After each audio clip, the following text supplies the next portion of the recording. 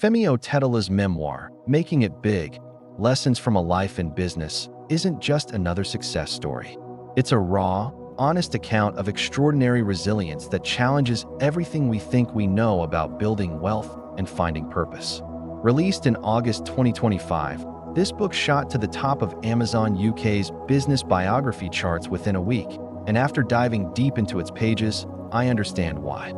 What makes Otedola's story so compelling isn't just that he became a billionaire by age 41. It's that he lost everything, faced a crushing $1.2 billion debt, contemplated suicide, and then rebuilt his empire stronger than before. This isn't your typical rags to riches tale. This is a rags to rags and back to riches journey that offers profound lessons for anyone facing adversity in business or life.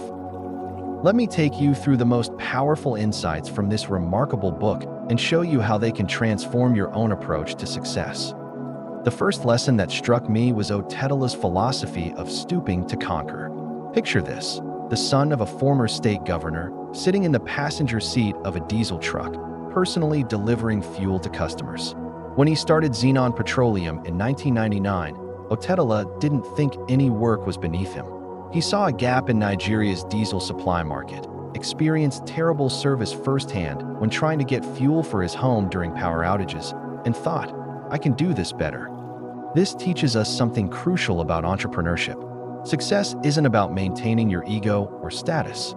It's about identifying problems and solving them, regardless of how glamorous the solution might appear. In our daily lives, this translates to being willing to start small, get your hands dirty, and focus on creating genuine value rather than impressive titles or appearances. The second transformative insight comes from what Otedola calls the day I lost everything. In 2008, the oil crisis devastated his business. Crude prices collapsed, the Nigerian naira devalued dramatically, and interest rates soared. He lost over $480 million from falling oil prices, $258 million from currency devaluation, $320 million from accumulated interest, and $160 million from stock market crashes. The total, $1.2 billion in debt.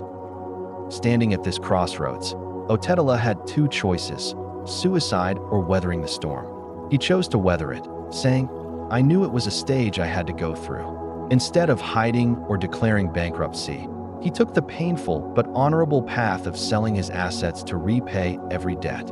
He sold 184 apartments, his largest investment in Nigeria's banking sector, his stake in Africa Finance Corporation, his chairmanship of Transcorp Hilton, and much more. This resilience principle applies directly to our lives. When we face setbacks, whether it's a failed business venture, job loss, or personal crisis, the question isn't whether we'll face difficulties, but how we'll respond to them. Otedola's approach teaches us that integrity during crisis becomes the foundation for future success. He rebuilt not just his wealth, but his reputation, eventually returning to the Forbes Billionaire list by 2014. The third powerful lesson is about strategic risk-taking versus reckless gambling. Otedola emphasizes taking calculated risks based on research, intuition, and long-term vision. His entry into the oil business wasn't impulsive. He identified a genuine market need, understood the logistics, and positioned himself strategically. He moved his office to Victoria Island to be closer to influential people and capital, then bought a house in Abuja where major oil and gas companies had their headquarters, allowing him to close deals ahead of competitors. For us, this means doing our homework before making major decisions. Whether it's changing careers, starting a business, or making an investment, success comes from combining bold action with thorough preparation. Don't just follow your passion blindly. Identify where your passion meets genuine market opportunity. The fourth insight revolves around what Otedola calls cheerful giving and his philosophy of philanthropy. For him, true success transcends money and focuses on positive social impact. Rather than establishing a traditional foundation, he prefers direct support to those in need. His donations span education, healthcare, humanitarian aid, and security. One particularly moving example involves Augustine University. When Otedola faced financial difficulties, he had to stop supporting the university's engineering faculty construction. After his recovery, He fulfilled his promise by donating 2 billion naira and providing scholarships for all 750 students. He also gave 5 billion naira to Save the Children Fund, his largest single recorded donation. This teaches us that genuine success includes lifting others as we rise. You don't need to be a billionaire to practice this. Whether it's mentoring someone junior in your field, supporting local education initiatives, or simply helping neighbors during tough times, the act of giving creates networks of goodwill that often return to support your own endeavors in unexpected ways. The fifth lesson focuses on personal discipline and self-awareness. Otedola maintains strict health routines, including careful diet, daily exercise, and sufficient sleep. His message is clear: you cannot run a business from a hospital bed. He also practices strategic minimalism, avoiding unnecessary social activities to preserve mental energy for important business decisions. Perhaps most importantly, he achieved deep self-knowledge, recognizing, "I am an entrepreneur, not a manager." This distinction is crucial for building sustainable businesses and knowing when to delegate versus when to lead personally.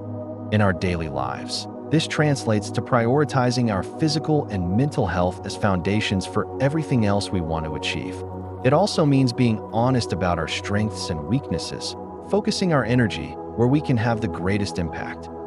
The sixth insight addresses the complex relationship between business and politics, particularly in developing markets.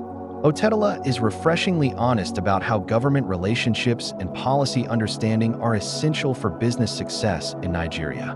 He shares a story about being called a foolish boy by former President Obasanjo during a diesel shortage crisis, illustrating how business leaders in strategic sectors are viewed as custodians of national economic stability. While most of us won't deal with presidents, the underlying principle applies universally. Understanding the regulatory and political environment of your industry is crucial for success. Stay informed about policy changes that could affect your business or career and build relationships with relevant stakeholders before you need them. The seventh and perhaps most practical lesson involves Otedola's specific business strategies. He advocates starting small but thinking big, just as he did with his childhood nail trimming service called Femco at age 11. He emphasizes that integrity is the only currency for new entrepreneurs and that your word becomes your most valuable asset. He also discusses the importance of location strategy, investing in experts and consultants when making major decisions, studying financial reports of public companies, setting high standards in hiring, and maintaining exceptional customer service standards. His operational grind philosophy meant staying at work sites until midnight to ensure his ships got prime positions at the dock, demonstrating that extraordinary success often requires extraordinary effort. For our daily application, this means being willing to outwork competitors through superior preparation and attention to detail. It means investing in learning and expert advice when facing important decisions, and never compromising on quality or integrity even when it would be easier to cut corners. The final insight that resonates most deeply is Otedola's integration of faith and intuition into business decision-making. He speaks about trusting the God factor, maintaining gratitude, and listening to his inner voice. This isn't about passive waiting for divine intervention, but about combining hard work and strategic thinking with spiritual awareness and ethical grounding. What makes this book truly unique is how Otedola weaves together practical business advice with profound life wisdom. He doesn't just tell us how he made money. He shows us how he found meaning, overcame devastating failure, and built a legacy that extends far beyond wealth accumulation. The most powerful takeaway from Making It Big isn't about becoming a billionaire. It's about developing the resilience to overcome any setback, the wisdom to take calculated risks, the integrity to build lasting relationships, and the vision to create value that extends beyond personal gain. Whether you're an entrepreneur starting your first venture, a professional seeking career advancement, or someone facing significant challenges in any area of life, Otedola's journey offers a roadmap for transforming obstacles into opportunities and setbacks into comebacks. His story proves that true success isn't measured by how high you rise, but by how you handle the inevitable falls and how you use your recovery to lift others along the way. In a world obsessed with quick wins and overnight success, Making It Big reminds us that the most meaningful victories often come after our greatest defeats, and that building something lasting requires not just ambition and strategy, but character, resilience, and an unwavering commitment to serving others. That's the real lesson of making it big.